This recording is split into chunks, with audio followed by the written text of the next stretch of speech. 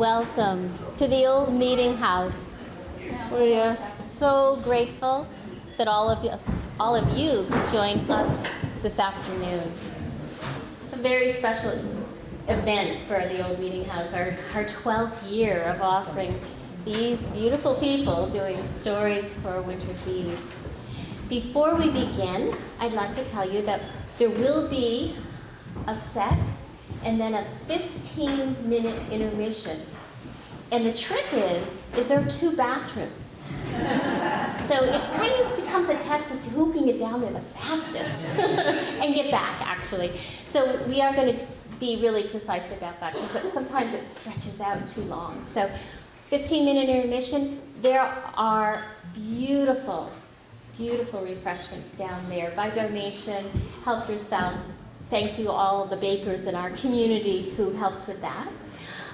We also have to let you know that in the event of a water landing or a fire or whatever, exits are through here, but also through that back window. There are steps. I mean, this is a 200-year-old church, so they didn't have fire exits, but we do have a window that opens and there are steps down. So hopefully we don't have any problem with that.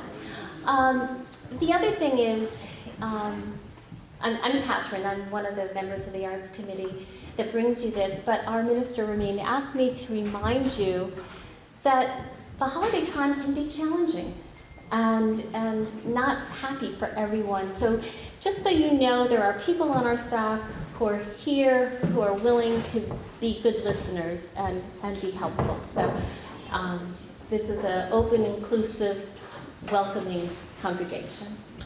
And I think I've remembered everything to say. I just really want to thank you again for coming.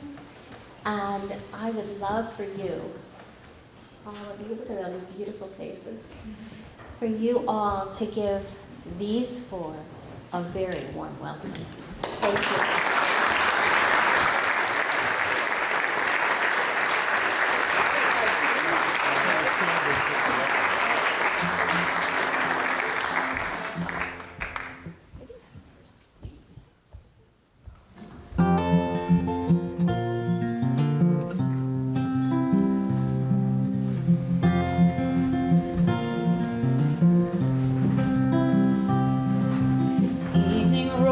An early way up north here, and the hushed and snowy mountains take your frozen breath away. Oh, bitter cold, and so much has flown away. But winter knows a kindness all its own.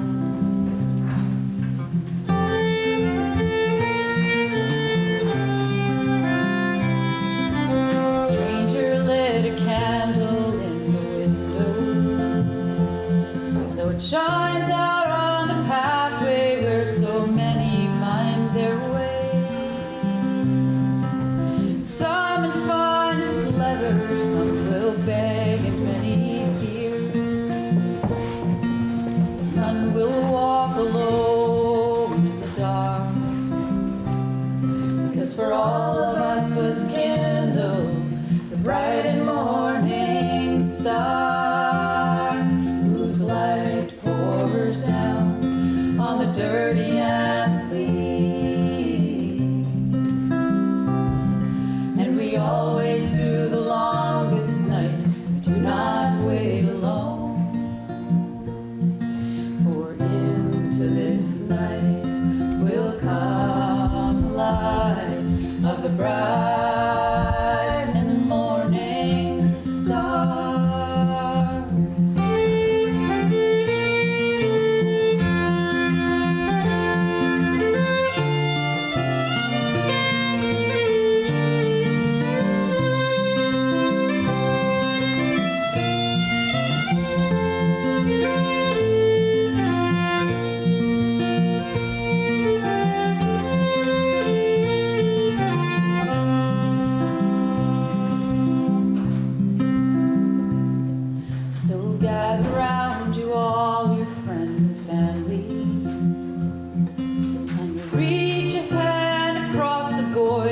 someone who has none. And we'll light a little flame and we'll sing to the skies. And we will not wait alone in the dark, because for all of us was kindled the bright and morning star, whose light pours down on the dirty and the clean. And we all wait through the longest night, but do not wait alone. For into this night will come the light of the bright and morning star, whose light pours down on the dirty and the clean. And we all wait through the longest night, do not wait alone. For into this night will come the light of the bride and the morning star.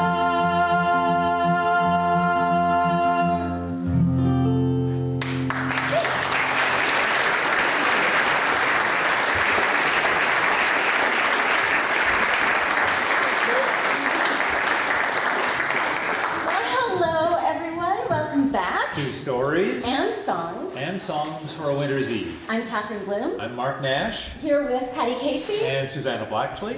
We are bringing you an event which we started out of a desire to offer our community a holiday show with warmth, meaning, and emotional impact of the seasonal variety. But we wanted to do it Vermont style, without ghosts of Christmas anything.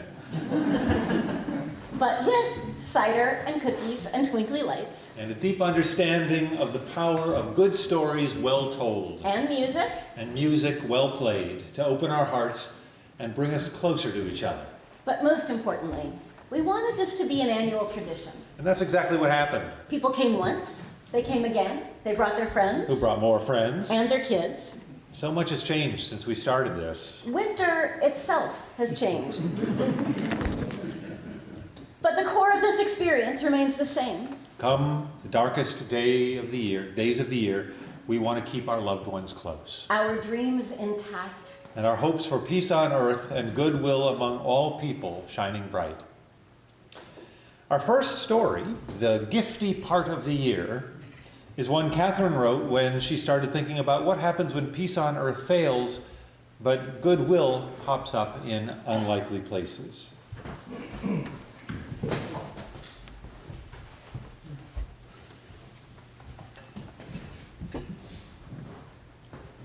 They arrive in the middle of the night. Arlene wasn't asleep. She might have been, but then again, maybe not. Sleep's been like Burlington's weather these days, erratic and cold. Inescapably cold. Anyway, cold and late as it was, she wasn't asleep. She was knitting. What with the price of heat shooting up like, well, you know, something that shoots up like the Dickens, Arlene has taken the art of layering to a whole new level. She doesn't mind the bulk, but the act of putting on undershirt after undershirt after shirt after shirt after sweater after fleece and a final wrap in Tyvek, just getting to be a little bit much. So she spent most of the last few weeks going to Goodwill, picking ratty old sweaters out of the dollar bin, unraveling them, and re-knitting them into a garment of biblical proportions. Joseph coat of many colors transformed into a multi-hued, triple-thick union suit. Now that much wool weighs a lot. So the whole thing is a little baggy. The crotch tends to slide down around her knees. But she just holds it up with Owen's old tool belt, the contractor kind with the buckle and suspenders, and multiple compartments dangling around the equator of her waist. Makes her feel like freaking Batman. She's got compartments for snacks, pills, the phone. Not too many folks call in these days, but we shouldn't have to go searching for it. Even her dumb little yellow cat, Twinkie, rides around in the big nail pouch sometimes. She's got the hammer sling rigged for her knitting needles, special pocket for the yarn. The day it dropped below zero, she knit herself fingerless mittens and attached them to the sleeves of the union suit without ever taking it off. She doesn't wear this thing in public, mind you. She's got a little pride left. And plus, Owen, even if he was watching her from the farthest reaches of hell, would laugh himself silly. But it's just the thing for lounging around at home, if you could call wondering what the heck she's going to do with her worn-down, gimpy old self lounging.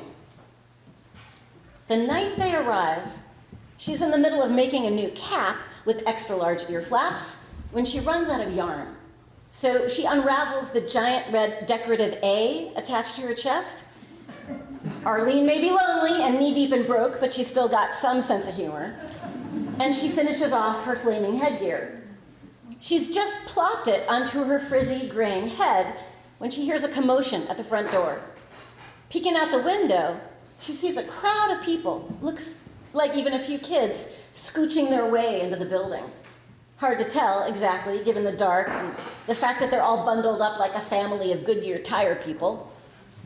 Arlene's pretty sure none of her neighbors would be having a party in the dead hollow of a Tuesday night. So she limps out to the landing to see what's what and who's who. "Hey there," she calls out. 7 or 8 faces look up, and to her great surprise, a bunch of them are as dark as the night they came in from. Darker than she's ever seen in her life. "Hello," responds how do you say it these days? She's a not dark woman. Okay, she's white. Young, with big blue eyes. "Hi, I'm Jill. We're helping with this, this is a family from Somalia. Some of the family, at least. Do you know about Somalia? It's a country in, well, we don't have time for that right now. But anyway, they just got off the plane, and now they're going to be living here. They're your new neighbors." "Oh," says Arlene. "Hey there." 7 or 8 pairs of eyes stare back at her. The lowest lying eyes, giant, dark, and set deep into the head of a kid about 5 or so, get very, very wide. The mouth below the eyes lets out a little eep. An adult hand moves quickly over the kid's mouth.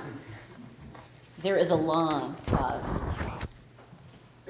"Okay then," says Arlene. She hobbles back into her apartment, a little confused by the family's response.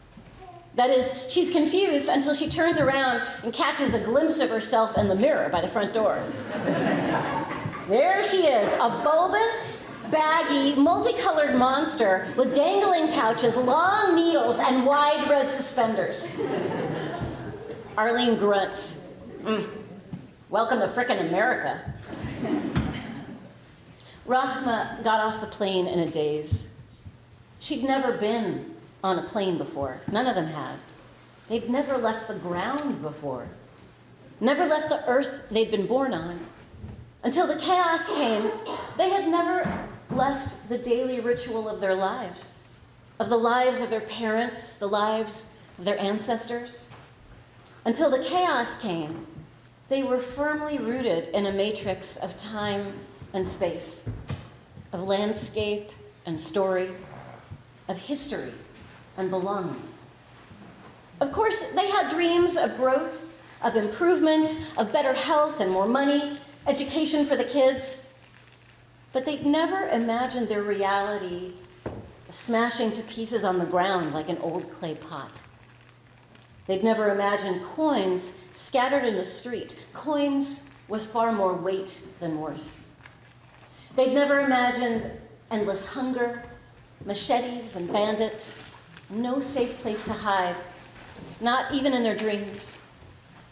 They thought they'd have to hunker down, wait it out, get tougher, get more clever, more resourceful. They never thought they'd have to leave, escape, flee. But flee they did, shedding garments and possessions all along the miles of foot and truck and bus and plane. They shed weight They shed identity, loved ones, dignity, language, hope. By the time they got to Burlington, everything they owned, within and without, fit in a single dented, scuffed brown suitcase. 4 of them made it out together. Rahma, her twin daughters, Fatuma and Amina, and little wide-eyed Mustaf. Rahma's husband, Malik, was alive, so far as she knew. He'd wanted to stay behind in the refugee camp. Just for a while, he said. He'd been assisting the elders, organizing the gardening, helping reunite families. And she could see in him a sense of purpose that he'd never had before as a day laborer. He'd stopped caring about the danger, or she felt, in the darkest of her dark moments, her.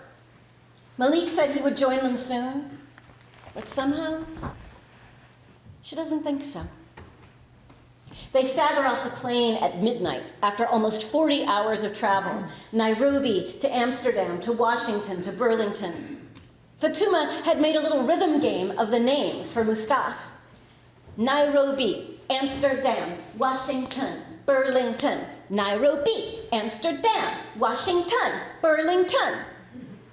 Amina, more serious than her sister, kept staring out the window at the lights far below, whispering, "Who lives down there? Can they see us? Do they know we can fly? When we get there, how will we know our helpers?" Rahma had asked the relief worker at the refugee camp. "How will they know who we are?" "Don't worry," said the man. "They'll find you. Vermont isn't a big vacation spot for Somalis." Coming into the terminal, Mustaf squeaks in surprise at the sight of a Somali flag. It's held up by 2 white women and a tall, thin black man with a blazing smile who calls out in Swahili, "Welcome, welcome. My name is Dalib."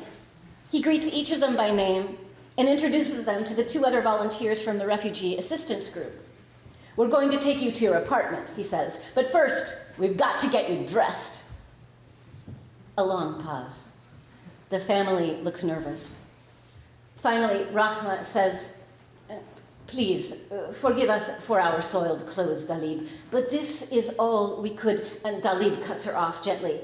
"Oh, there's nothing wrong with how your clothes look, Rahma, but it's colder than you can possibly imagine out there."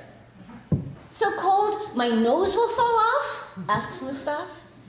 Dalib thinks for a moment and then says, "If you are very, very careful, Mustaf, you might just keep your nose."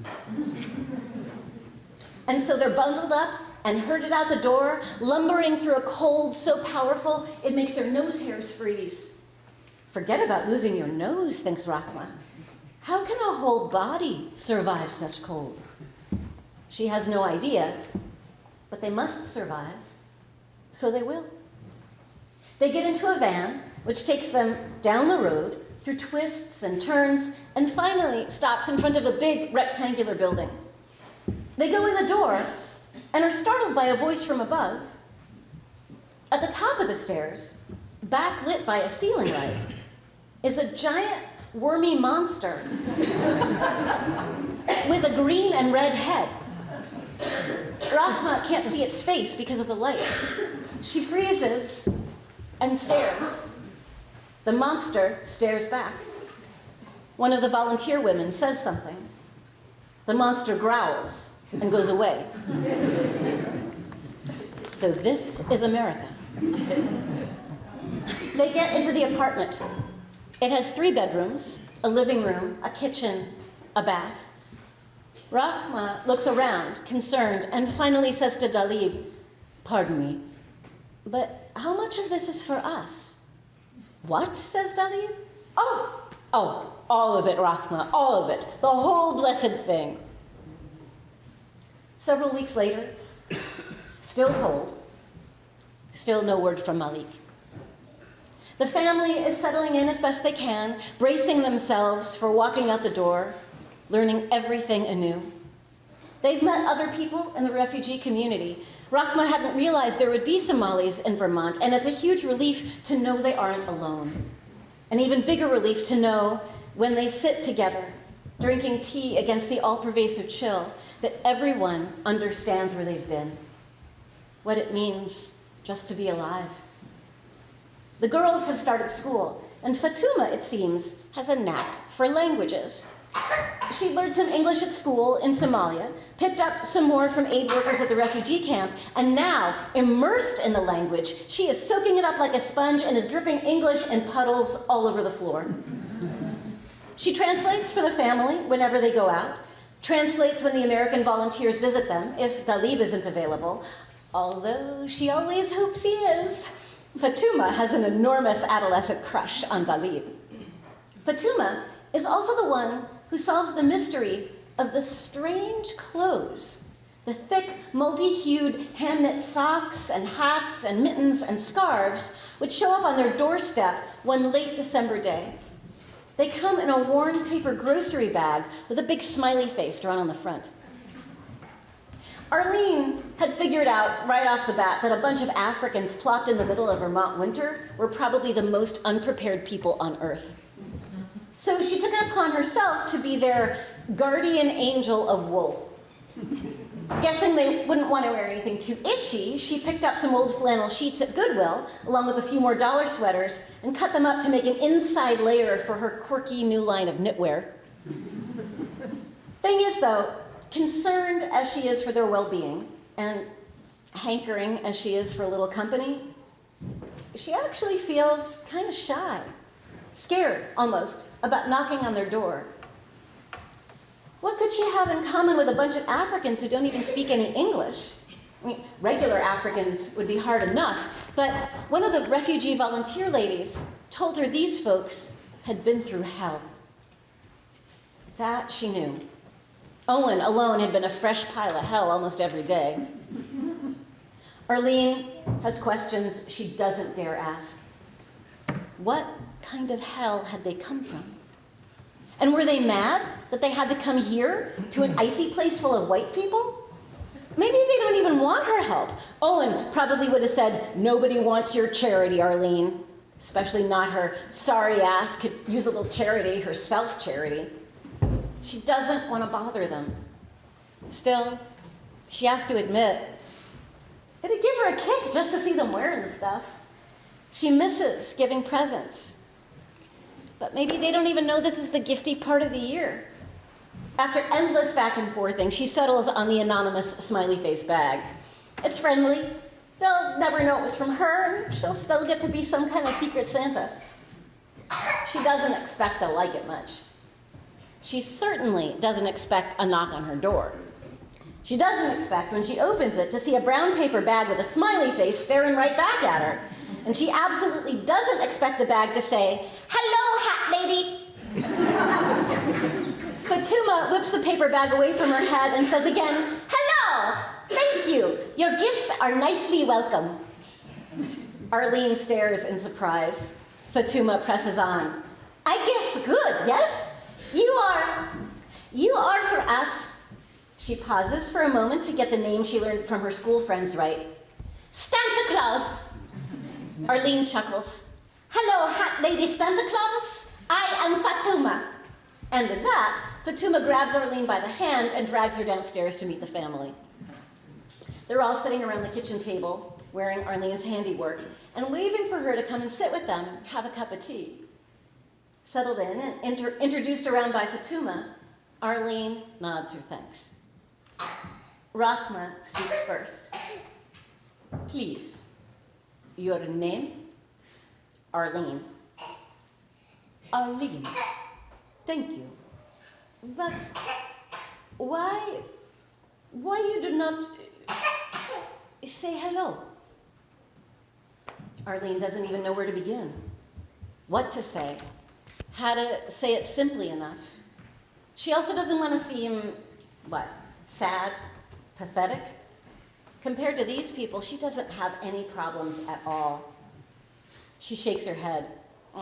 "Didn't want to bother you." "Bother?" Rahma isn't sure what she means. Fatuma giggles and starts poking her sister on the arm repeatedly. "Like this! Bother! Bother, bother, bother, bother, bother!" picks up the chant and the arm poking until Rachma shushes them both and smiles. No, Arlene, you give us. Give is, she turns to get a word from Fatuma.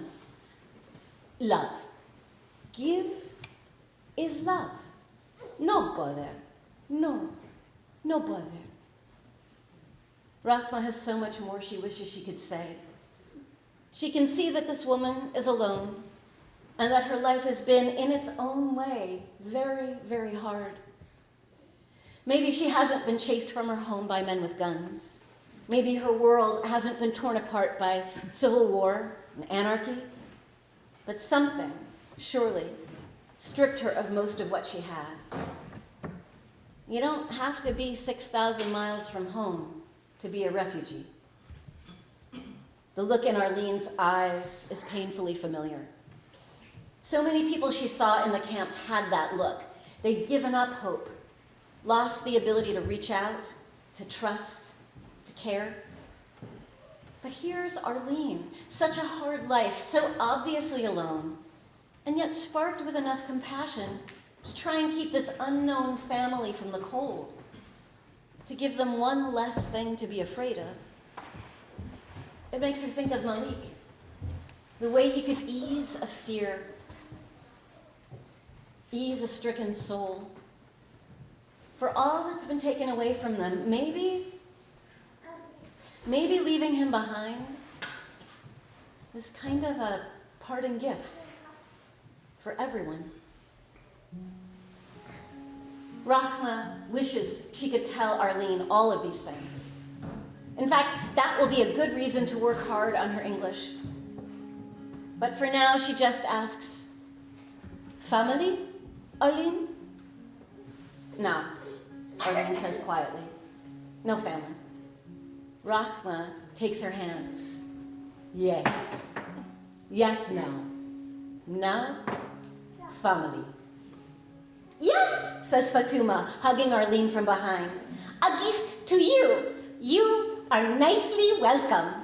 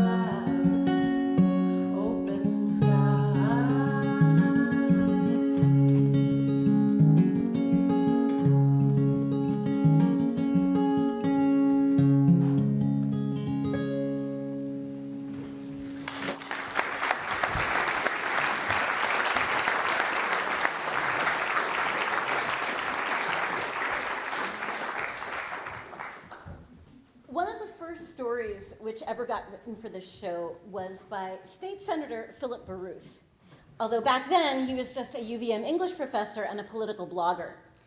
And we discovered, much to our delight, that he wrote in the same rhythms that Mark speaks in, or vice versa.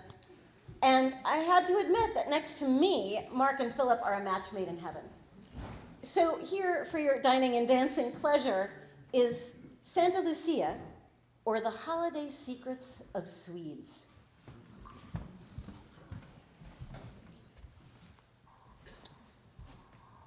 According to the English poet William Blake, it's possible to see a world in a grain of sand and a heaven in a wildflower.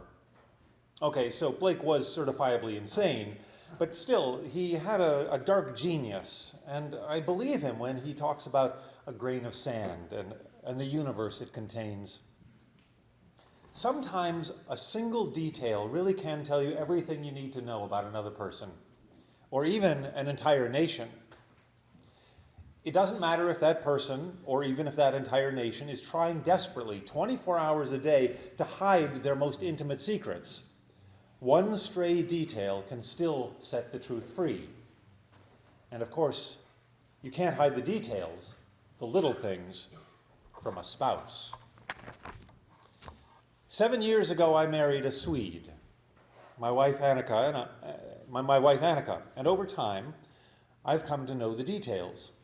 And tonight, on the understanding that they'll never leave this room, I will share those details with you. Take Sweden, for instance. Take cats.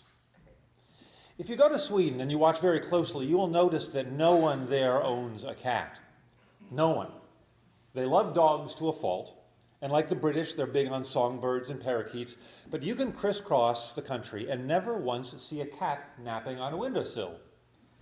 Now, in and of itself, that wouldn't be suspicious.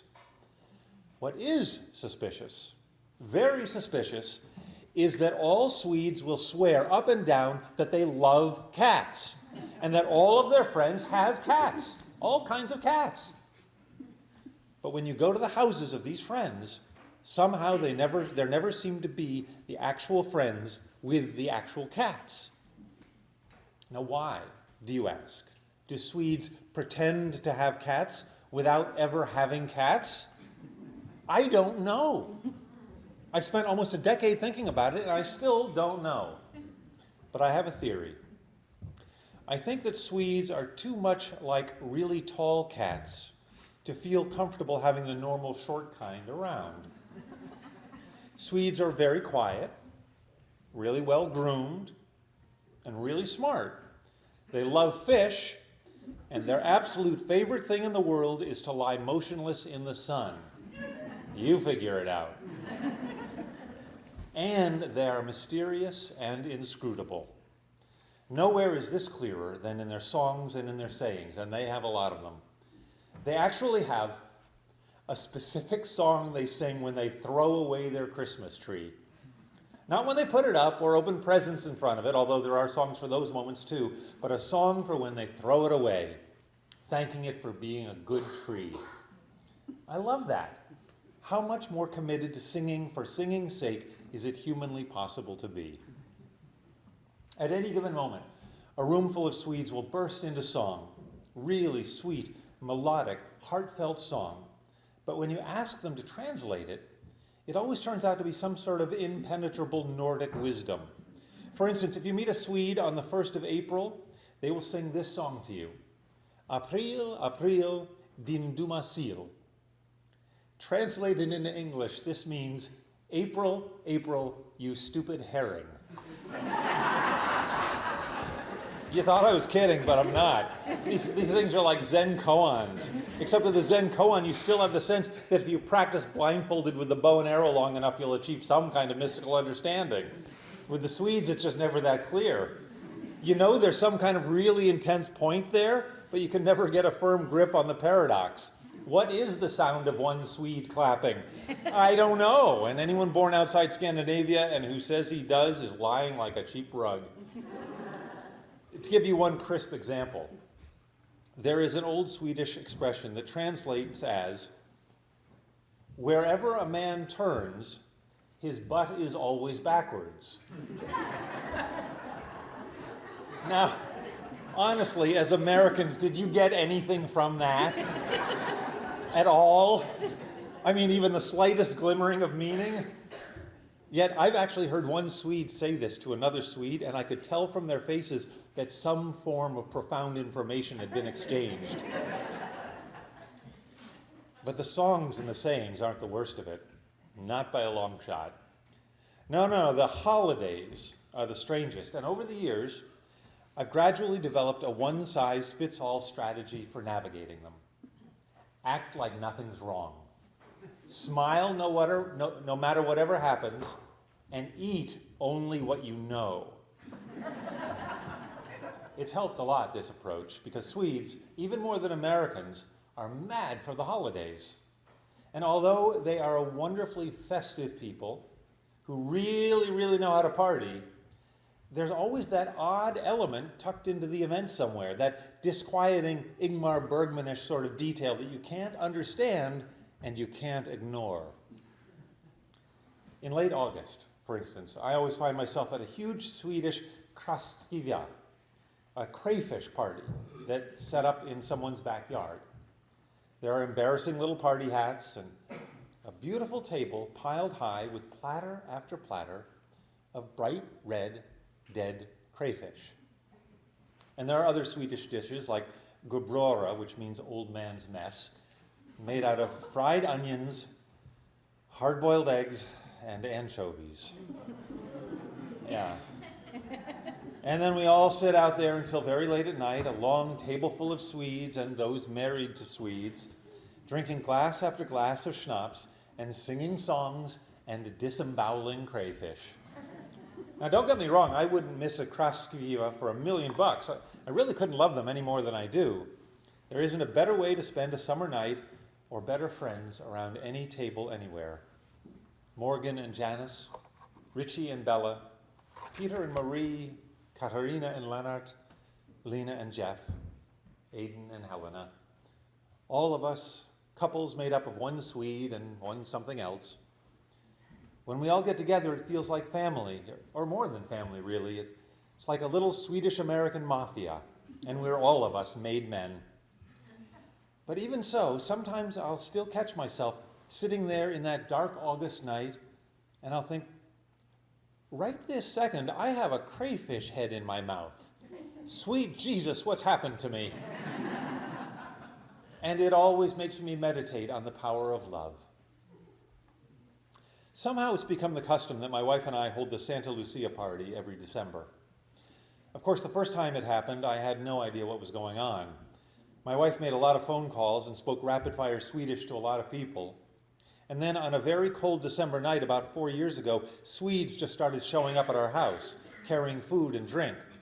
Most of it was beautiful and recognizable: meatballs, smoked salmon, and delicate yellow Lucia buns dusted with saffron. But as always, there were less familiar dishes. One end of the table was lined with 5 or 6 pickling jars full of pieces of fish no longer recognizable as fish. And as I always do, I stayed away from those jars. There were 24 of us, and one very long table set up in the living room. I thought we'd never all fit into that tight space. These are descendants of Vikings, after all. But it turns out there's a touching old Swedish saying that everyone knew but me. Finns det hartarum, sans finns det svartarum, which means, where there's heart room, there's also butt room. And so it was. Everyone scrunched into their spot, and we ate and sang a song or two. Actually, I ate and pretended to sing, since I don't know the tune or the words.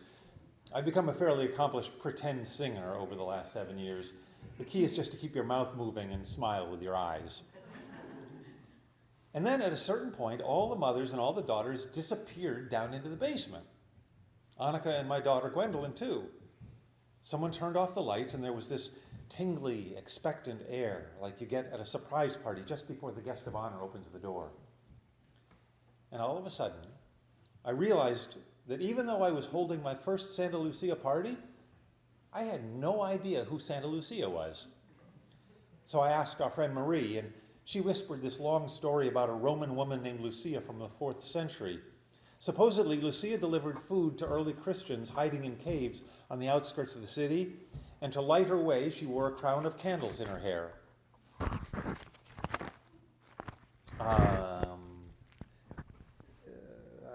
Have we got the wrong page?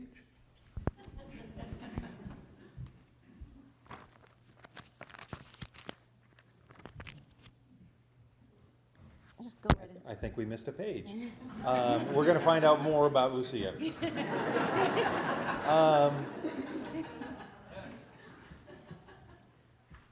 Marie stopped, and I realized that was the end. That's what we're celebrating? But she died a virgin martyr, Marie pointed out. Don't you think that's beautiful? And I guess I did in a chilling, brutal, medieval sort of way. But then I realized that this was an Italian saint we were talking about, and I leaned over and tapped Marie's shoulder again and asked her why Swedes celebrate an Italian martyr. And Marie said, I don't know.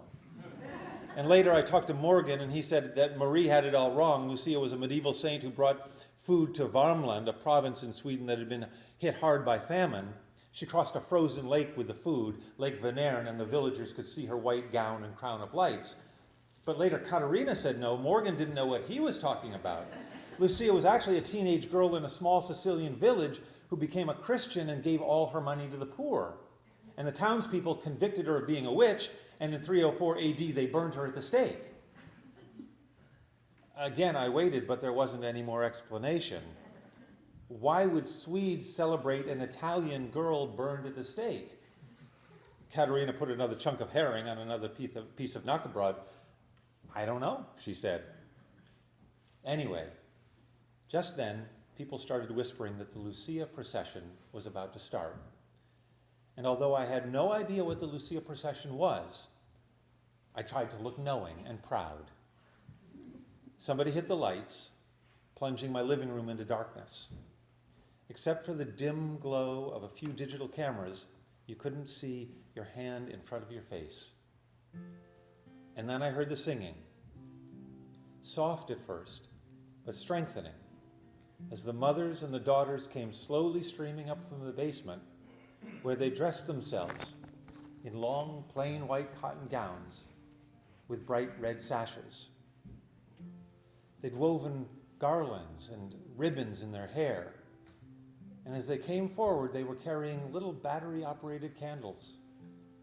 All of the little girls were at the front. Gwendolyn, Olivia, Karen, Anna, their small, perfect hands linked together. One little boy, Max, was holding a wand with a star glowing at the tip. And behind them came the young mothers, all of them singing the song they'd been teaching the children in secret for months. Night goes with weighty step, round yard and house and tarn, round earth the sun departs, leaves the woods brooding. There in our dark house appears with lit candles Santa Lucia, Santa Lucia. Now look, I'm the first one to tune out when somebody starts waxing lyrical about their children.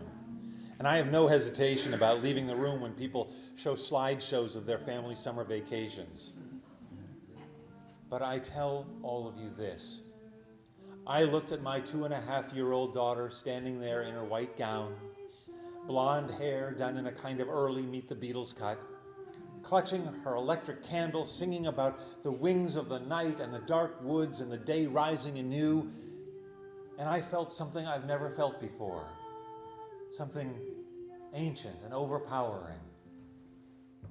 My heart expanded inside me like a dirigible, an airship of light. Like an airship of light floating up crazily over the frozen northern tip of the new north end of Burlington. Towering up over the whole of New England, of America itself. I felt, if I had to say it in a single word, like a Swede. Or an Italian. Or something like that. But anyway, it was really cool.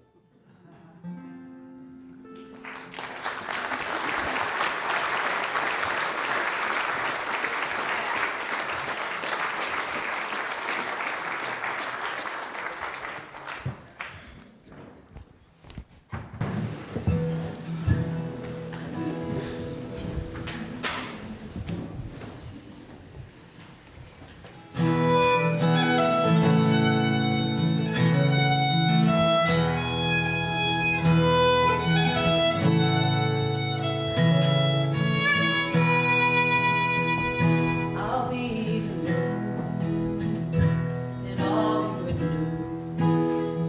I'll be your star, never move. And when the firelight dances in your eyes, I'll be there.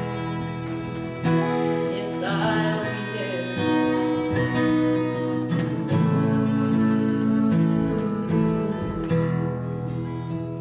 I'll give you all my light. I'll give you all my light.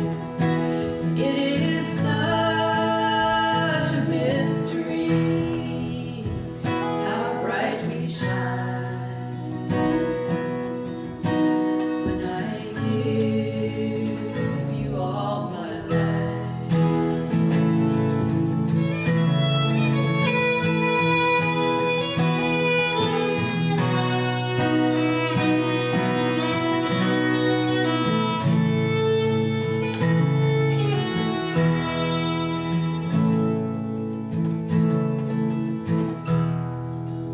I'll be the light in your dark corners.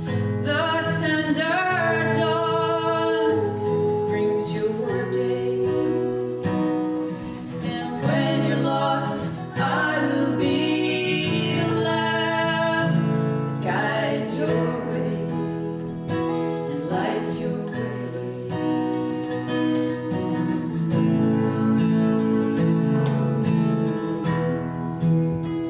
I'll give you all my light. I'll give you all my light. But it is such a mystery how bright we shine when I give you all my light. It is such a mystery how bright we shine when I give you all my light.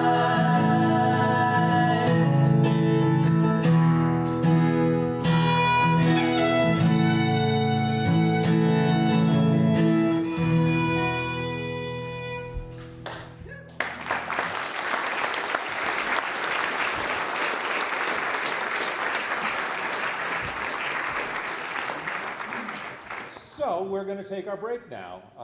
There are restrooms down the hill in the parish house and out here in the narthex. No, No? nope, They're not there? restrooms. No, out in the narthex are the CDs. Oh, the CDs, yeah, sorry. Yeah. It's coming at me from all sides. Both Susanna and Patty have lovely CDs that make last-minute stocking stuffers. So stretch your legs, get a breath of air, and try and get back here as close to 15 minutes as possible. Thank you.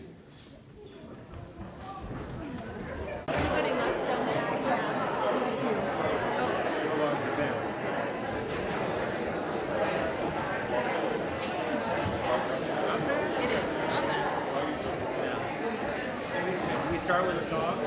We do. Two songs. Yeah, we can start. Walking.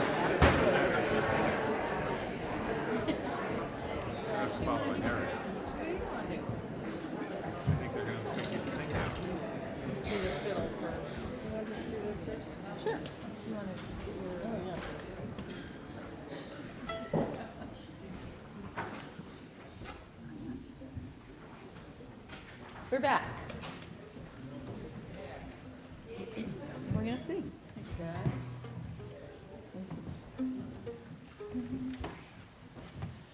Every time I feel this way, this old familiar sinking, I will lay my troubles down by the water, where the river will never run dry.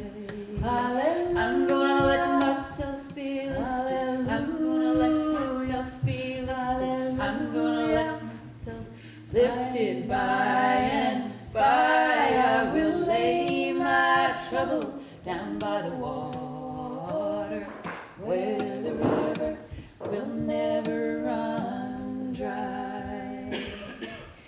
It's been said, and I do believe, as you ask, so shall you receive. So take from me these troubles, bring me sweet release, where the river will never run dry. I'm gonna let myself be lifted. I'm gonna let myself be lifted. I'm gonna let myself be lifted by and by. I will lay my troubles down by the water, where the river will never run dry. There is a river in this heart of hearts, with a knowingness of my highest good. I am willing, I will do my part, where the river will never run dry. I'm gonna let myself be lifted. I'm gonna let myself be lifted. I'm gonna let myself be lifted by and by. I will lay my troubles down by the water, where the river will never run dry. Where the river will never run dry. This river will never run dry.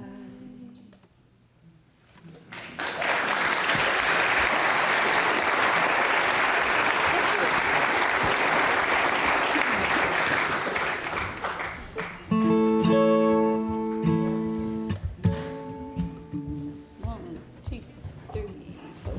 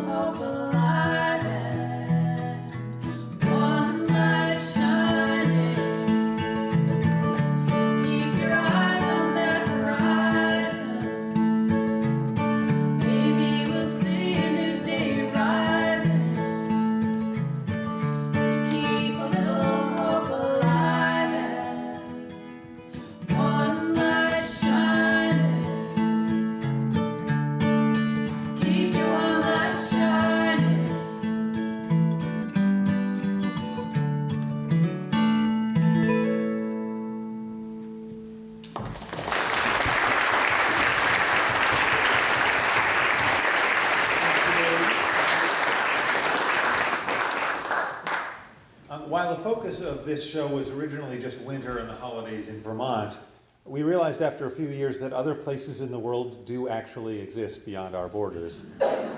Even strange, exotic, incomprehensible places no self-respecting Vermonter would ever live, like Florida. And even strange places like that turn out to have their share of stories to tell. And some of those stories, like Winter's Sun by Jacqueline Goldfinger, turn out to be among our favorites. Here's Catherine with Winter's Sun.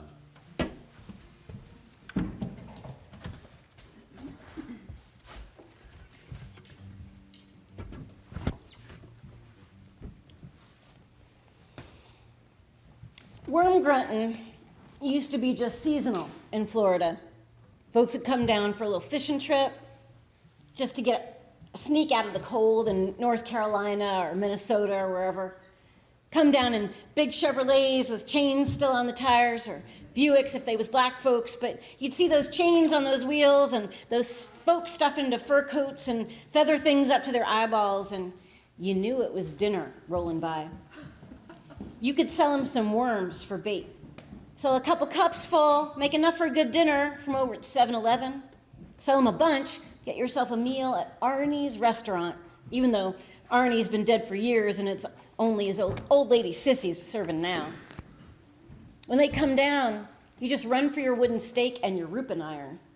Head on out to the pine forest that stretched as far as you could see, longer than the sunset, farther than anyone in this town's ever been, and full of tall, thin pine trees like Jack's beanstalk reaching right up to heaven, shaking the hand of God.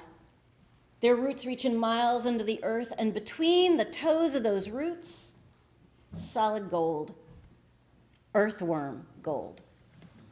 You drive your stake into the ground and then begin scrubbing the flat top of that stake with a short piece of iron or length of black steel, back and forth and back, to make a grunting sound that is like a lover's song to those worms. They just wiggle their way right up through the soil, right up at your feet. All you got to do is scoop them up, dump them into white styrofoam cups or leftover mashed tater bowls from the KFC, and sell them to fishermen looking for a little of our winter sun. They say worm grunting's no place for a girl, but I seen Ida Mae do it with her boyfriend when I was little. I think Mama did it once with Daddy before they took sick and died. And being good at something is reason enough for me. Any good old boy can't handle a woman with dirt under her nails isn't worth nothing at all anyways. And you're best rid of him before he drags you down the aisle. I told Arnie that 20 years ago. He wanted to drag me inside away from the sun all day, and I said, no, sir, quick as you please. Then the fool had to go and marry Sissy and die of a cancer before we could. That don't matter now. Best starts about 2 a.m. before the fishermen are up even. Then you can get a good haul, maybe 20 cups or so full of worms, and set them up over at the busted picnic table at the Texaco. Then sell them to fishermen as they gas up their boats in the morning. By noon, you can be in high style over at Arnie's. I was over at Arnie's on the day before Christmas 10 years ago when this fishing fella came in. He's probably only in his 70s, but he's so heavy with sorrow, he looked to be Methuselah's older brother. On top of that, he looked like someone took him for stupid over at the Sports Shack, sold him everything his gold card could hold. His boots still squeaked. He looks at me and says, going fishing. I thought, no shit. But I smiled at him. He could be a customer soon. If he came by, I'd tell him he needed 2 cups of worms to catch the really big fish instead of 1. Maybe 3 cups. He sat down right next to me at the counter, and Sissy starts in on how he ought to order the grits. Can't order the fish without the grits. Not for real. Not in this part of the South, you can't. She just goes on and on about that side order of grits till you think they gave birth to the baby Jesus instead of Virgin Mary herself. So he goes, orders the fried fish and the side of grits, and I roll my eyes. Because I know she's probably selling grits on the late side of noon because they didn't come out right at breakfast. She's got a military portion of them left over to get rid of at lunch. I took one look at those lumpy gray grits, That sad old sucker staring back at him. Call on back to Sissy that these grits are bad and to get the man a biscuit instead. She'd like to shot me dead with her eyes. But she fake smiles and drops a biscuit on his plate. Merry Christmas, retired Yankee. That's the only favor you'll get out of me. Sissy comes out, says I'm on my last free refill of tea, and hadn't I better get going? Jesus H. Christ. Now that woman will hold a grudge till New Year's at least, and I'll be back to eating alone, canned beans on the stove. Sissy's about as close a friend as I got, but she don't take no one knocking on her profit margin. The Yankee offers me a ride. Says he's heading to the water, but he's not in a rush. Says he can drop me anywhere to thank me saving him eating those nasty grits. I ask him why he's going fishing so late in the day. He says he didn't care what he caught. I says, well, take me home then, because by now the water will be too warm for you to catch anything good today. That first year, he was driving a pissant rental car, some compact piece of shit with suspension no better than a buck and bull. At least it was quiet, so we bounced over the dirt back roads. I told him to stop at the end of the drive. I'd walk up, but he turned in anyways, slowly crawling through the pine needle path up to the old Slatwood General Store my great-grandfather opened in 1896. We'd always lived above. This used to be right off the main road, I told him, till he built the damn highway. He had to pee, so I let him in the store. He just stood in the doorway and stared in. You do this, he asked. I nodded. See, the store's closed way back in the 50s, and there'd been no point in hauling all the junk away, so Daddy and Mama just kept it locked up. After they died, I about went crazy with grief. It was so quiet out here. I thought that the wind was blowing just for me, whispering to me, for me to just lay down and die. I almost did. Then one night, a hurricane hit, blew out all the windows upstairs, and I opened the door to the store just for somewhere to go. And I found everything just the way my parents left it, wrapped in plastic to keep it dry, neatly stacked on the shelves, fabric corner with a cutting board and a sewing machine, soda fountain corner with stools that spin and sealed boxes of Mars malted milk powder next to a Dr. Pepper Cell Mix soda dispenser, bowling shirts embroidered with palm trees and posters for Boopsy Cola and advertised with a life-size poster of Betty Boop next to a picture of Barney Fife, the bloodhound of the law. Long glass cases full of silver watches and hat pins and ceramic knickknacks. Couple of diner booths against the front window, outfitted with Swami fortune teller napkin holders and electronic Seabird 100 Wall-O-Matics so folks could play their favorite songs for a penny. And next to the door, a Ford gumball machine full of old sweets. Everything down there was covered in dust and mold, and the hurricane was going to rage for hours above me, so I just started cleaning. The walls, the windows, and the floor first, then the soda fountain, the glass cases, and the booths. Kept going, day after day, and soon I wanted to get out of bed in the morning again. Wanted to get back to worm grunting. Wanted to get back to setting up at the Texaco. Wanted to try the new diner in town that everybody said was run by a sweet lump of a man named Arnie. I cleaned my way back from death. Now I come down here once or twice a week, wipe it down, keep the mold out, run the fans to keep it cool. Sometimes I'll sit down at a table near the window and eat a can of beans, try to get the Wall-O-Matic to play something. The old Yankee looked at me like I was crazy, but I kept talking anyway.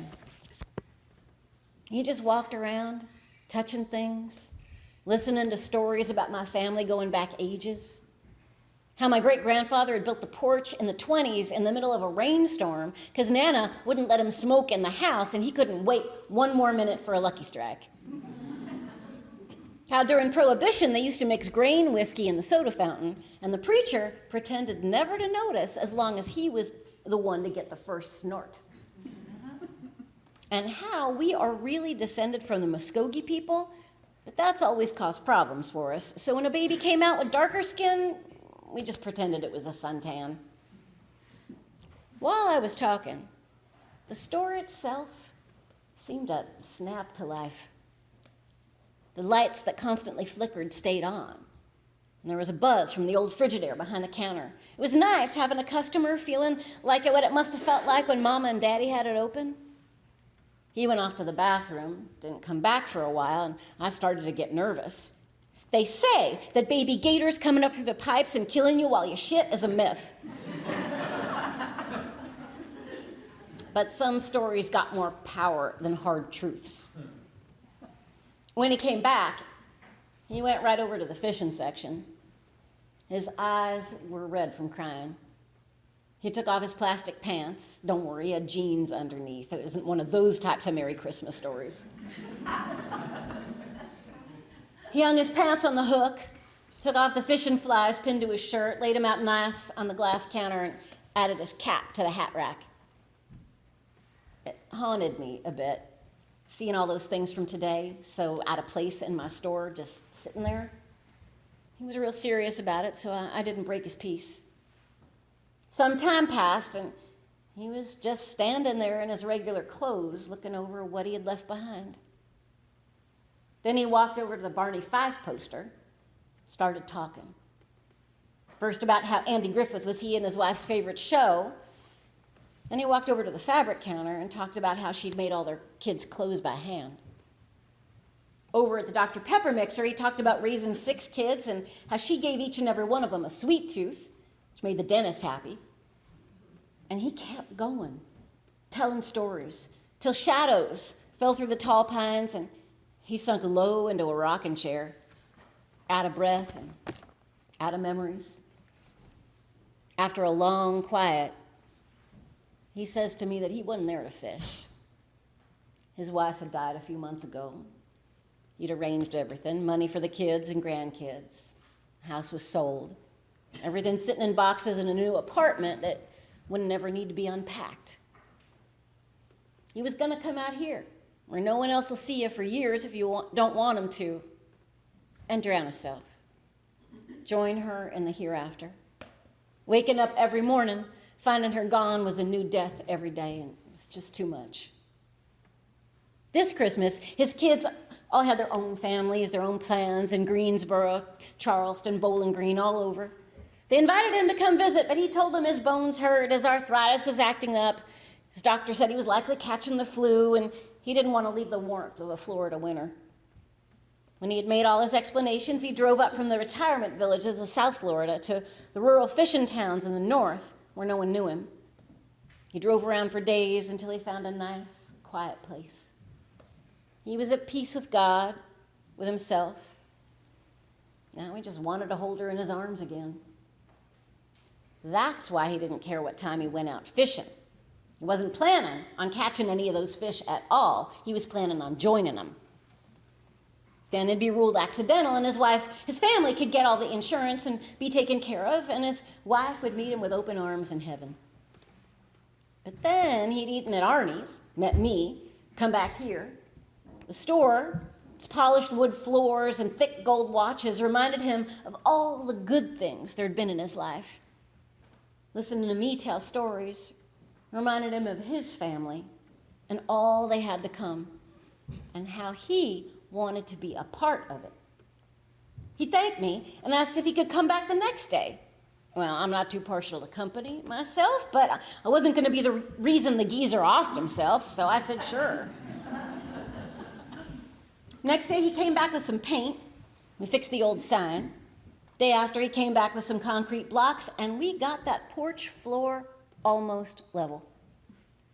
Sometimes we'd talk a little bit, especially about his wife, who he told a million stories on, some of which I'm sure she'd rather not have ever been told.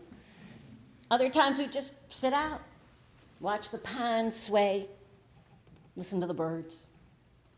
I took him out worm grunting a few times. He was pretty good at it, but it was too hard on his back.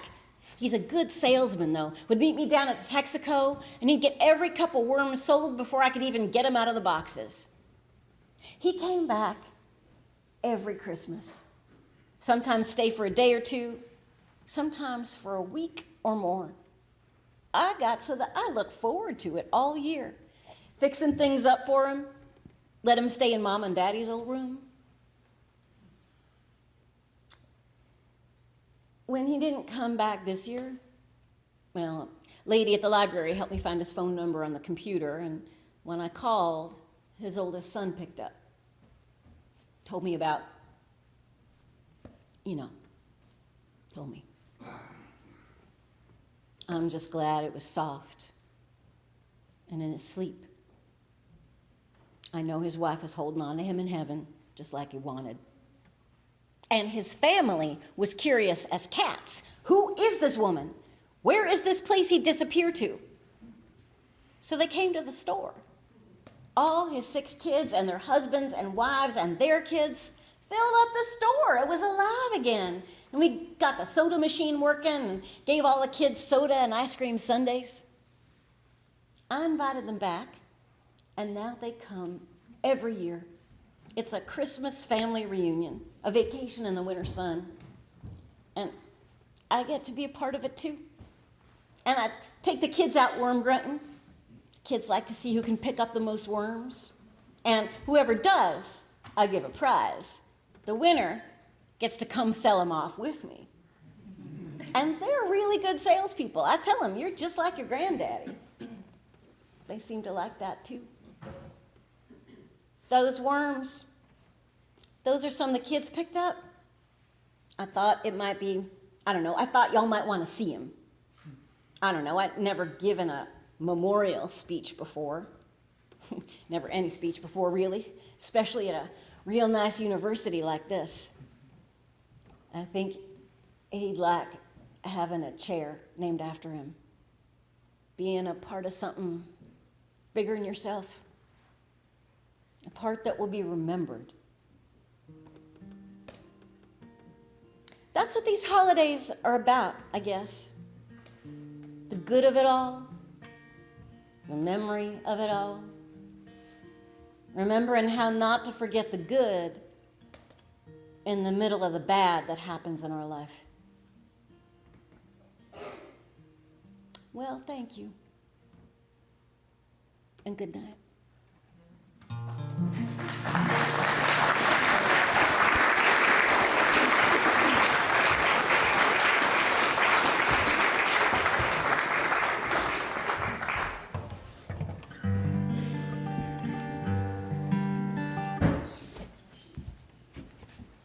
For those of you who knew him, this is one of Pete Sutherland's songs.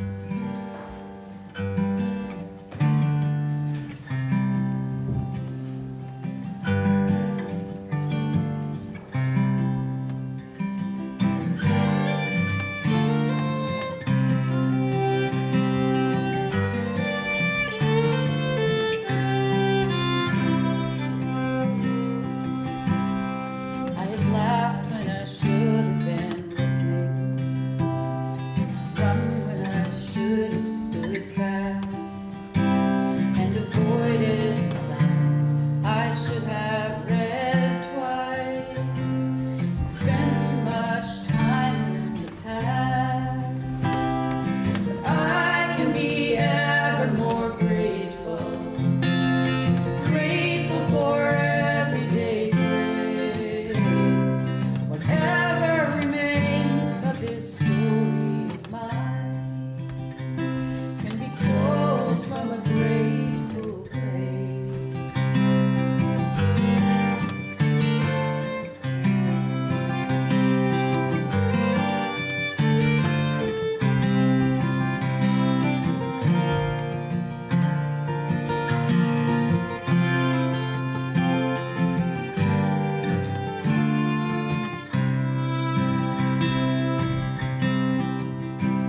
There are friends who no longer walk with me.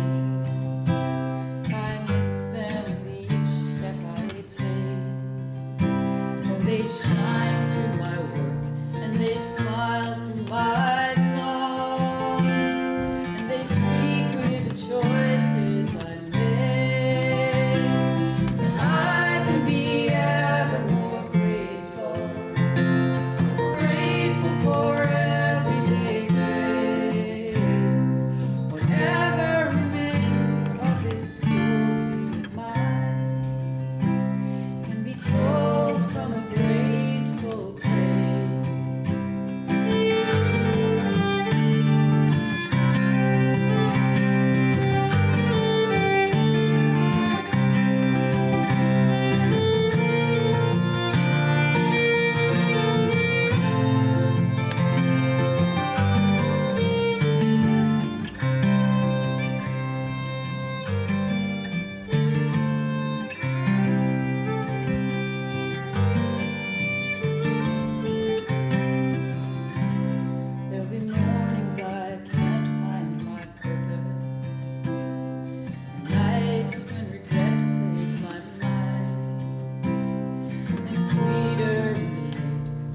life seem to me when the time comes to leave it behind.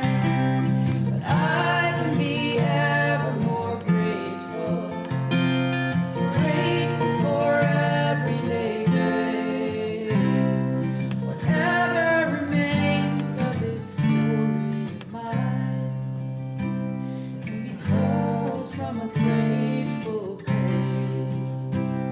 can be told from a grateful place.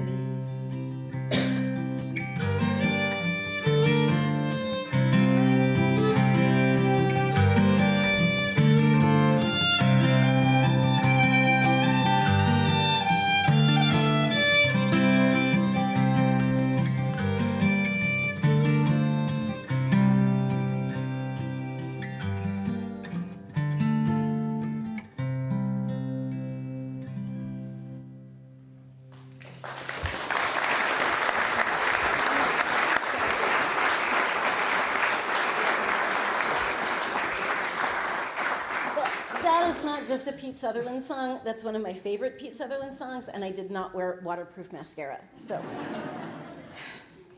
thank you. So, we know that this particular time on Earth, this era, with all of its immense challenges and seemingly insoluble problems, can sometimes be overwhelming for folks of heart and conscience.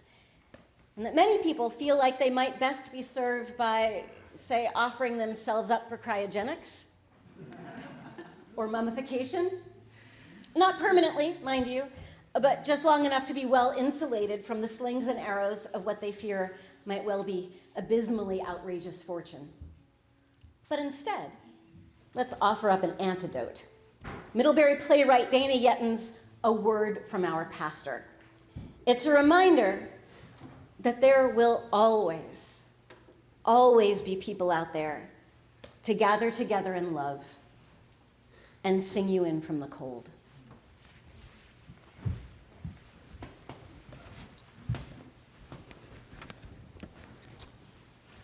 Friends, on behalf of the Willoughby Interfaith Choir, I just want to say how much it warms me to look out and see all of you here tonight, to know that despite the comforts of home, each one of you slipped on your boots, your coat, gloves, and hat, and walked out into tonight's cold to gather here in the greater warmth of each other's company. Now, when it was announced that there would be a special Interfaith Choir Christmas concert here tonight, I know many of you were wondering, we have an interfaith choir? Well, a week ago I would have said no. In fact, that is what I said to Fern when she asked if we could host tonight's concert. Fern? Yeah, here she is, musical director Fern Laframboise, everybody. Now, I'm relatively new here, and no one mentioned to me that when you say the word no to Fern, her ears are trained to hear the overtones in your voice that are actually saying yes. She pointed out that there were once so many carolers here in Willoughby that there were almost no carolese left to listen. Apparently, you folks used to break into a big Christmas concert out here on the town green, is that right? Of course, that was before, as Fern put it. Back when we still had an economy, back when kids would graduate and stay in town and have their own kids, maybe. Back when if someone disappeared for a few days, you would still expect to see them again. And Reverend, she added, wouldn't it be nice to see some people in this big old church of yours? Now, before I introduce you to the choir, there are a few stories floating around out there, rumors about our first and only rehearsal, which need to be addressed. So, in no particular order, yes, Shane Devoid was hospitalized, but it was for hypothermia, not alcohol poisoning. No, we did not have a permit, and it was not us who called the fire department, and yes, we did hire undocumented farm workers to fill out the bass and tenor sections. I'm kidding about the last thing, of course we didn't do that. But friends, there was an incident. Perhaps you've heard some version of it, and if you have, I hope you'll pardon us for being so secretive about what happened that night, that winter solstice night. at the Willoughby Self-Storage Center. First, you need to know that turnout here at the church was, well, let's see, there was Fern, there was me, Shane, of course, technically. Most of you probably know Shane had an altercation with a referee who's since left the Valley, and Fern suggested that the choir could be part of Shane's community service. So that's us. Our 3-person choir is holding, as Fern puts it, for singers from 2 other choruses who will be here any minute. As if she doesn't know what the roads are like out there.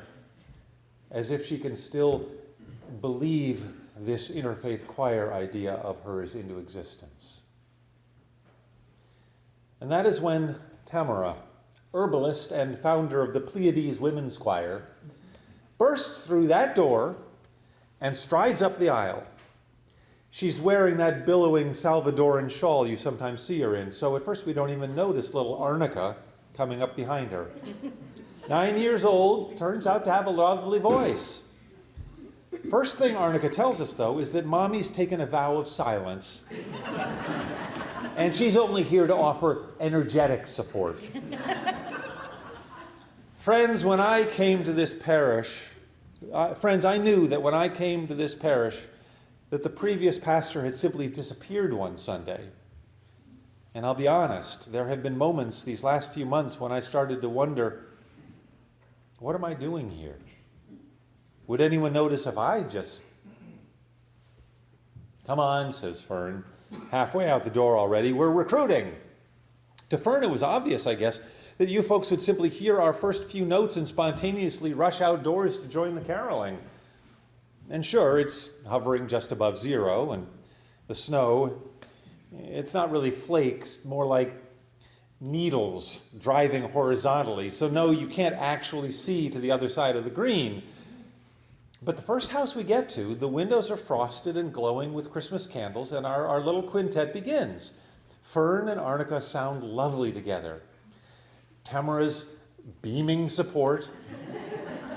Shane is there, of course. I'm getting over a cold, but really, our first Noel was not that bad. Fern assured us it was just a coincidence that the homeowner chose the beginning of our second song, Silent Night, to turn off the Christmas lights and head off to bed. We just moved to the next house for Angels We Have Heard on High, which has that really difficult... I understood when those lights went off. We plodded our way around the green, creating in our wake what looked like a very slow rolling blackout. All the way back to the church steps where my hand had just touched the door handle when Fern pronounced the words, Affinity House. As you know, Affinity House is 3/4 of a mile north of town, into the wind, of course. I'm sure we can find some singers there, she said. And Fern would know. She's been volunteering, giving voice lessons to the residents since back when her husband was in rehab there. And I guess he's been gone almost 4 years now. They have a wood stove, Fern added. We were soon single file trudging north up that wind tunnel known as River Road. Fern was walking point, turning now and then to remind us how much the residents would be cheered by our visit, especially if we could just raise those flat notes and Hark the Herald Angels Sing. In front of me, Arnica was hugging Tamara's Salvadoran shawl to her chest, possibly receiving heat energy from it. Bringing up the rear was Shane, no coat, no gloves, his unlaced size 13 sneakers, leaving us snowshoe tracks in our wake. "This is frickin' numb," he said, as we passed the last street lamp. These were the first words I'd heard from Shane, and as I turned to offer a more encouraging perspective, I realized that numbness had, in fact, overtaken the majority of my facial muscles and extremities. That's when I caught the heel of Tamara's mucklucks and came down with my full weight on top of the poor woman. Arnica, who'd managed to sidestep us both, stared down, still holding onto her mother's shawl. I wondered, does that girl ever let go of her mother? And I've since been told the answer is no. Not since Saffron, her older sister, quit school last year to go live somewhere else that's not dying. I climbed off Tamara and began apologizing, but true to her vow, she said nothing. In fact, she did not move. Arnica tried to raise her, but Fern shouted something about spinal injury. A 4x4 roared past. "She'll freaking freeze to death out here," Shane said, slinging Tamara over his shoulder like a bag full of balls and charging north again into the dark. "Let's frickin' go!" Now, I understand that there was some controversy when the storage sheds north of town first went in. Things got even testier when the foreclosures hit. Demand tripled, and the next thing, Willoughby Self-Storage had expanded into a triangular maze extending all the way from the road to the river and up to Blodgett's farm. I can tell you, though, that once the 5 of us were huddled up against the mini-unit door, watching the snow swirl under the security lights, well, we were pretty grateful for the windbreak. Tamara was staring across the no man's land, still unresponsive. Fern was checking for signs of concussion when Arnica informed us that Mommy was in the 7th day of a fast. "It's just a blood sugar thing," she assured us. "Why the hell would she stop talking and eating?" Arnica looked at Shane, confused. "For the solstice." Fern slipped out a hip flask out of her parka. "It was Jerry's," she said, offering it to Tamara, "for hunting." But Tamara's eyes stayed fixed on the cross currents of snow, swirling ecstatically in front of storage units 200 through 224. "She can only do water," Arnica explained. "Look at us," Shane spat. "Frickin' pathetic." We looked at us. In fact, we were still looking when Shane let loose a string of FR words and bounded off into the storm, his long locks trailing out from under his baseball cap. "Where's he going?" I asked. The only answer was an updraft of snow. We bundled Tamara into her shawl and wrapped ourselves around her. As the ice formed on the back of my neck, I thought about Shane, about the furnace inside that young man, which seems to melt snow on contact, but also makes him think that a referee who grabs his arm deserves whatever he gets in return. I thought of my own little flame inside, of hope, I like to think. That flicker of God's light that grows so bright when it sees the God in others, and gasps for breath when it cannot. Tamara delivered a gentle elbow to my ribs. Her eyes were wide, and she gestured for me to look west, down the alley between 2 sheds, into the whirling dark. "Point, man!" At first it was just a voice, but then we saw staggering into the light a figure, half man, half ice. "Where's my friggin' point, man?" Yeah, it was Shane, stumbling toward us, icicle dreadlocks hanging from under his cap.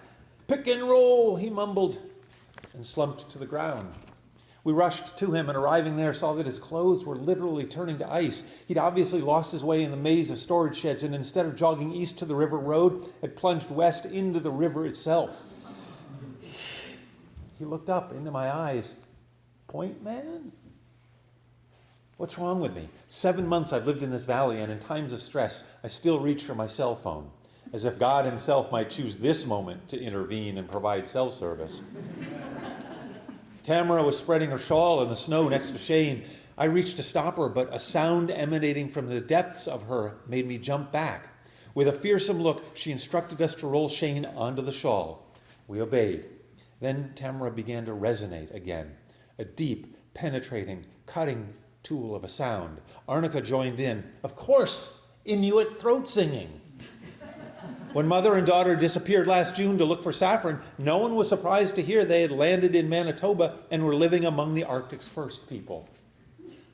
The surprise was that someone had actually returned to Willoughby, but here they were, standing either side of Shane's body, holding each other by the elbows and droning a complex chord that seemed to harmonize with the wind. Fern looked down at Shane, who was still mumbling orders to imaginary teammates. She took a sip of courage and offered one to me. Apparently it worked, because a moment later we had both joined the circle and we were lending our voices to a ritual we assumed must have something to do with getting Shane's earth energy up off the ground. Tamara seemed to do a kind of circular breathing, but the rest of us were gulping our air. In fact, I was getting a little woozy when Tamara finally paused for a breath, and we heard it. A rumbling of metal on metal from across the no man's land. The garage door of Unit 212 was slowly lifting. Silhouetted in the candlelight, we first saw the dress shoes, the hairy shins, the bathrobe, and then the wild beard of a man who lives in hiding. Reverend Plouffe, Fern said. He turned and disappeared into the clutter of storage behind him. This was my predecessor, who rather than lose another parishioner had himself vanished one Sunday without a trace. The Reverend emerged carrying an antique rocking chair, which he placed on its back a few yards from Shane's inert body. He gestured for us to step back, steadied himself, and then brought his dress shoe crashing down on the spindles, shattering them. Just then, the door of 222 began to lift. Then 204. Barb Crandall, whose daycare closed when her mom got sick. Martin Bitterman, our luthier and sometimes kite maker. Wasn't he in Tucson? Then 216, 218, 220. It was the entire Bushy clan, including Stanley, who we all thought was serving time in Virginia. One after another, the self-stored inhabitants emerged with a wooden offering, bed frames, bookshelves, an heirloom jewelry box. All became splintered parts of the pile Reverend Plouffe was building next to Shane. And all this time, not one of them spoke a word to us. Suddenly, a whistle pierced the air. A referee's whistle. Shane sat up. Jogging over from Unit 200 was a balding gentleman with a handlebar mustache. He carried a small gas can directly to the woodpile, which he doused and set ablaze. As the flames whooshed up, he turned and jogged back to his unit, never once acknowledging another soul. Soon, we seated round a bonfire in a ring of stuffed furniture, Shane's matted hair dripping into a lazy boy recliner. Fern had just suggested a sing-along when the mini storage door behind her opened, and a middle-aged man appeared. We watched, dumbstruck, as he walked up and slipped a hand inside her coat. "Jerry," she whispered. His hand emerged, holding the flask. He grinned, unscrewed the top, and turned the flask upside down. The contents were still pouring into the snow when he pulled her in for a kiss that made us gasp. Just then we heard the fire alarm, and suddenly our hosts were scattering, grabbing their furniture and dashing back into their units. "Wait," Arnica called. What about Saffron? Has anyone seen Saffron?" As the last door descended, beard, bathrobe, bare shins, dress shoes, the first engine rounded the turn, catching our little quintet in its headlights. Friends, we don't know what it takes to fix a broken town, a broken home. Lord knows I have no idea what it takes to mend a broken church or even one broken young man. But folks, that night, the darkest night of the year, I watched what happened when a desperate, dispirited group of people offered up their last little flickers of light. And for one brief moment, we saw in that combined brilliance each other and were warmed. So friends, it gives me great pleasure to introduce you now to yourselves, the Willoughby Interfaith Choir. Yes, in a moment, Fern will lead us in a rehearsal, and when we finish, I invite you once more tonight to slip on your boots, your coat, your gloves and hat. Please grab a candle on your way out, and to walk with us, friends. Walk singing to the riverside where we will join our missing brothers and sisters. And together, Fern, together we will sing. Oh, little town of Willow.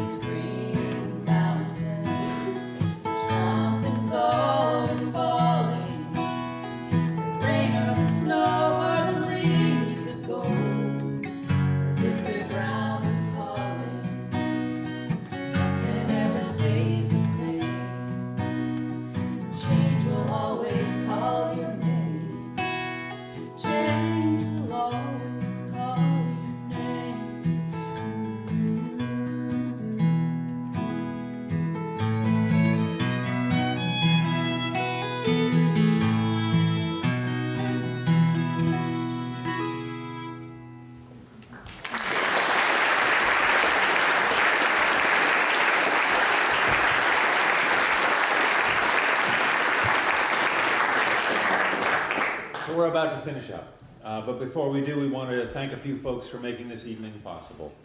Catherine Cerulli for promotional support and spectacular culinary offerings as always. Thank you so much, Catherine. Yeah. Catherine Harris for organizational support and handling ticket sales. Alan Plouffe, no relation to the missing Reverend Plouffe by the story. Malcolm Fielder and all the incredible trustees for setting up the stage and keeping the house fires burning, literally, at the old meeting house.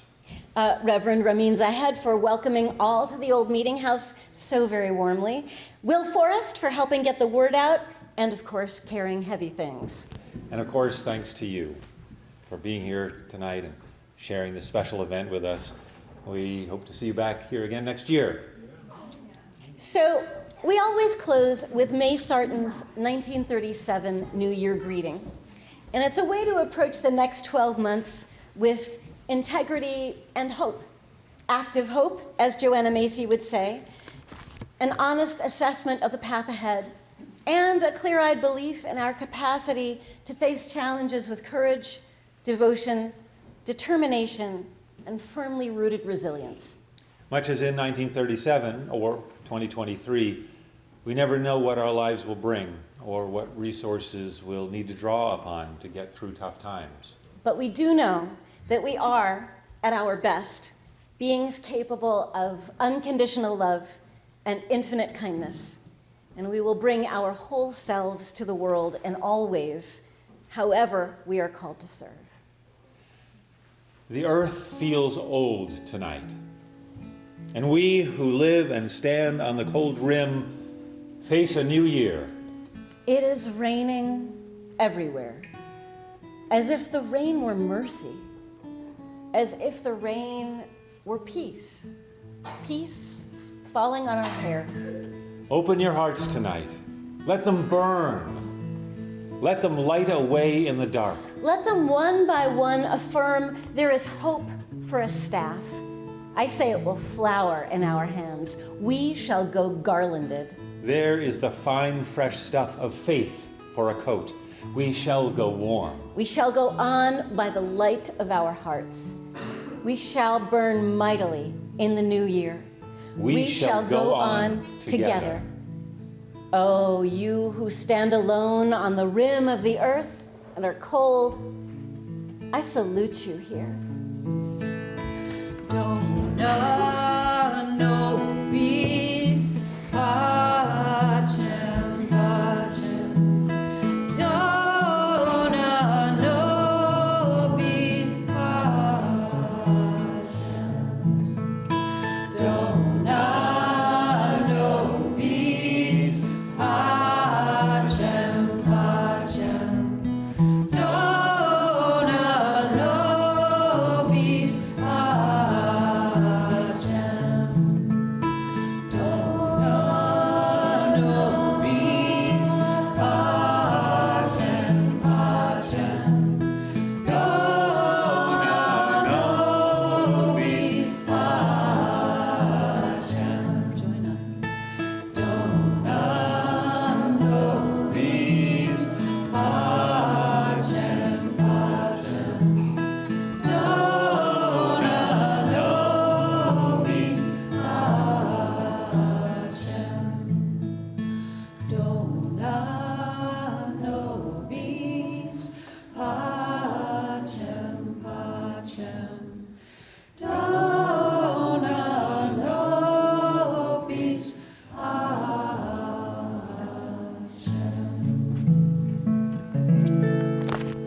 Good night, everyone. Stay safe, stay warm. See you next year.